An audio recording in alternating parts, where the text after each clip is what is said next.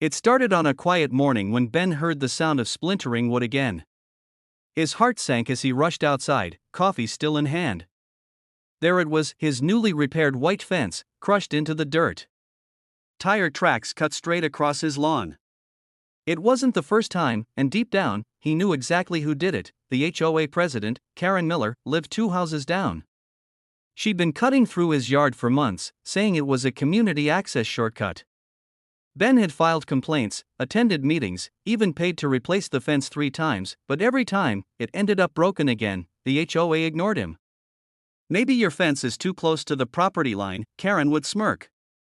But the truth was simple, she thought she owned the neighborhood. That morning, Ben made a promise to himself. This would be the last time she broke it. He didn't want revenge, he just wanted peace. But when he saw her Tesla slowly backing down the same lane later that day, his patience snapped. He smiled coldly. If the HOA wouldn't stop her, he'd build something that would. Little did he know, his next move would change the neighborhood forever. Ben spent the entire weekend in his garage, sketching plans. He wasn't an engineer, but he knew enough about pressure boards, motion sensors, and physics. His plan was simple: build a harmless defensive trap, something that would stop her car without hurting anyone. By Sunday, he had it.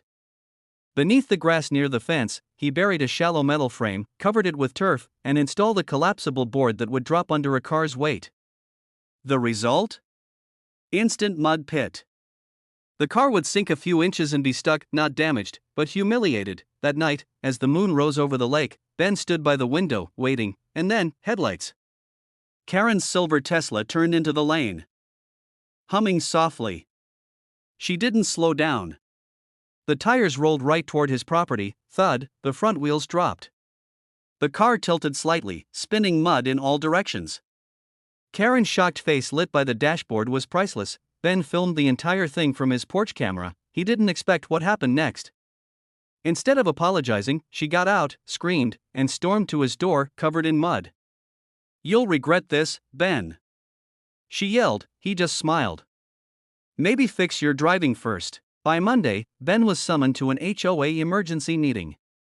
Karen, of course, sat at the head of the table, mud still under her nails. "This man endangered me," she declared dramatically. "He set a trap on HOA land." Ben calmly showed the footage. "That's my fence. That's my yard. And this," he tapped the screen, "is her trespassing again." Gasps filled the room. But the board, mostly Karen's friends, tried to side with her. "Let's not escalate," one said nervously. Ben felt the frustration bubbling inside him. He'd played by the rules for months, and every time, they twisted them. "If the HOA can't protect homeowners, then maybe the sheriff will," he said coldly. That shut them up. Later that evening, Karen posted on the neighborhood app, "Beware of Ben, he's setting traps for cars," but her plan backfired. Neighbors who'd also had their fences hit came forward. Turns out, Karen had been doing this shortcut for years. Ben's little trap had exposed the truth. The next morning, a county sheriff's cruiser rolled into the neighborhood. Karen stood outside pretending to cry, clutching her neck like she'd been hurt. Ben watched silently from his porch. The officer, Sheriff Daniels, walked up to him. "Mind explaining what happened?" Ben showed the security footage, every crash, every rebuild, every confrontation. The sheriff watched carefully, then looked at Karen. "You've been driving through his fence for how long?" Karen's face turned red. "That's HOA property." "I had the right." "No, ma'am," Daniels interrupted. "The survey lines are clear. This is private land." She stuttered, realizing her lies had reached their limit. Then the sheriff added, "And damaging private property repeatedly? That's criminal trespassing." Ben almost felt bad watching her freeze. Almost, as the sheriff wrote her a citation, she glared at Ben. "You think you've won? You just made an enemy." Ben met her eyes. "No, Karen. I made a point." For the first time in months, Ben's mornings were peaceful. No smashed fences, no tire marks. Just birds and quiet. But Karen wasn't done. She started spreading rumors, claiming Ben had booby-trapped his yard to harm people. She even mailed fake complaints to the HOA board, demanding his removal from the community. Ben ignored her, but his wife, Laura, saw the toll it took on him. "You can't let her win by staying silent," she said. "People need to know the truth." That night, Ben uploaded the video of the incident to a private community forum, showing every moment clearly. The next morning, the neighborhood exploded with comments. "Wait, Karen's been doing this for years? She almost hit my kid last summer." Within hours, the HOA board scheduled a vote of removal for Karen. The vote was packed. Neighbors filled the small HOA hall, whispering, phones in hand, watching the viral clip of Karen's Tesla sinking in the mud. When it came time to vote, the results were clear. Karen Miller was officially removed as HOA president. Her face went pale as the papers were handed to her. "You can't do this to me," she muttered. Ben didn't say a word.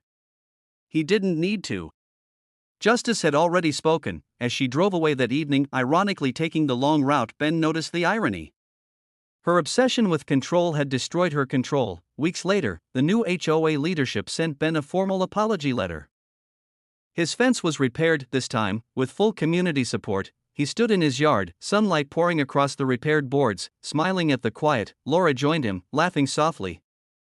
"Think she'll ever come back?" Ben shrugged. "If she does, I've still got some extra mud." They both laughed, the sound echoing across the lake. What began as frustration had turned into a lesson for everyone. Sometimes, the only way to stop chaos is to let the truth trap itself, and for Ben, that was victory enough. And that was the final twist in this unbelievable HOA story. If you loved the drama, don't forget to like, subscribe, and drop a comment sharing your thoughts. It really helps this channel grow.